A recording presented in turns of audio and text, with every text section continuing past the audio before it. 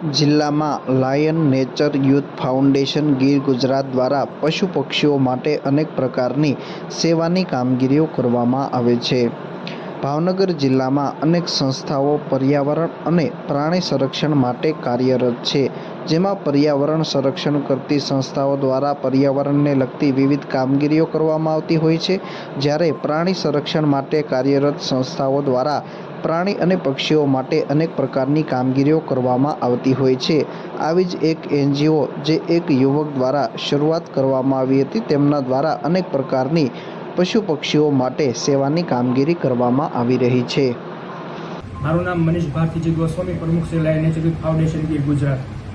મને બચપનથી જ wild life ઉપર બહુ શોખ હતો અને હું નાનો હતો ત્યારથી મને પ્રાણીઓ પક્ષીઓ પ્રત્યે ઘણો પ્રેમ હતો. પછી મેં વિચાર્યું કે આની માટે કંઈક કરવું જોઈએ, એટલે મેં આખો એક એનજીઓ ઊભો કર્યો અને હું છેલ્લા 20 વર્ષથી એનજીઓ પર મારું લાયન ફાઉન્ડેશન નામનું એનજીઓ ચાલે છે અને એમાં અમે પશુ સંરક્ષણ, સિંહ સંરક્ષણ, વન્યજીવ સંરક્ષણના, પક્ષીઓ બચાવો, ઉત્તરાયણમાં અમારી ટીમ આખી પક્ષીઓ માટે પણ અડેખમ ઊભી રહેતી હોય છે. એટલે અમારી એનજીઓની કામગીરી વન્યજીવો, પ્રાણીઓ, પક્ષીઓની સેવા કરવાનો અને તેને સંરક્ષણ પૂરું પાડવાનું હોય છે.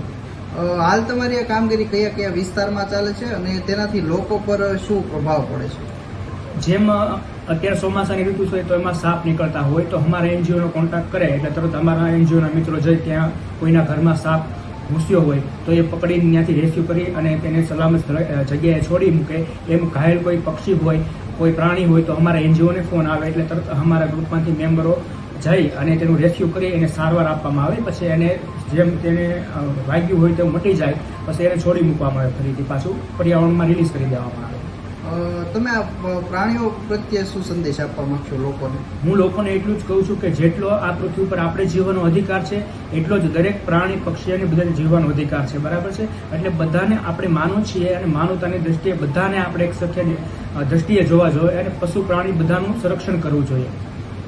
આ અંગે પ્રમુખ મનીષભાઈ ગોસ્વામીએ જણાવ્યું કે મને નાનપણથી જ વાઇલ્ડ લાઈફ પ્રત્યે રસ હતો અને જ્યારે હું નાનો હતો ત્યારથી જ પ્રાણીઓ અને પક્ષીઓ પ્રત્યે ખૂબ જ પ્રેમ ધરાવું છું, જેથી મને વિચાર આવ્યો કે હવે આના માટે કંઈક કરવું જોઈએ, જેથી મેં એનજીઓની શરૂઆત કરી. છેલ્લા 20 વર્ષથી આ એનજીઓ સાથે હું સંકળાયેલો છું.